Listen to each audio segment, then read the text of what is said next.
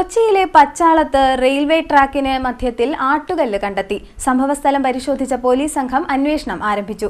വെള്ളിയാഴ്ച പുലർച്ചെ ഏകദേശം 4:30ഓടെ മൈസൂരു തിരുവനന്തപുരം കൊച്ചുവേളി എക്സ്പ്രസ് കടന്നുപോയതിനു പിന്നാലെയാണ് ആട്ടുകല്ല് ട്രാക്കിൽ കിടക്കുന്നത് ശ്രദ്ധയിൽപ്പെട്ടത്.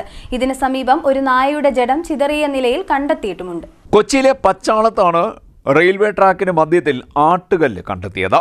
ഇതോടെ റെയിൽവേ സ്റ്റേഷനുകളിലെല്ലാം പരിശോധനയും നടന്നു. സംഭവസ്ഥലം പരിശോധിച്ച പോലീസ് സംഘം വിശദമായ അന്വേഷണമാണ് ആരംഭിച്ചിരിക്കുന്നത്. വെള്ളിയാഴ്ച പുലർച്ചെ ഏകദേശം 4:30ഓടെ മൈസൂര് തിരുവനന്തപുരം കൊച്ചുവേളി എക്സ്പ്രസ് കടന്നുപോയതിന് പിന്നാലെയാണ് ആട്ടുകല്ല് ട്രാക്കിൽ കിടക്കുന്നത് ശ്രദ്ധയിൽപ്പെടുന്നത്.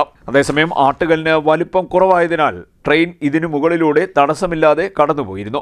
ട്രെയിനിന്റെ ലോക്കോ പൈലറ്റാണ് ഉടൻ തന്നെ റെയിൽവേ പോലീസിനെ വിവരം അറിയിച്ചത്. ട്രാക്കിന്റെ വശങ്ങളിലായിരുന്നെങ്കിൽ വലിയ ദുരന്തത്തിന് ഇത് കാരണമാകുമായിരുന്നുവെന്ന് റെയിൽവേയുമായി ബന്ധപ്പെട്ട വിദഗ്ധർ പറയുന്നു.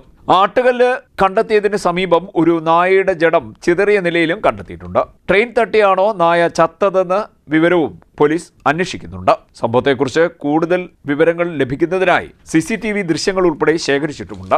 CDNet news, Kayamkulam.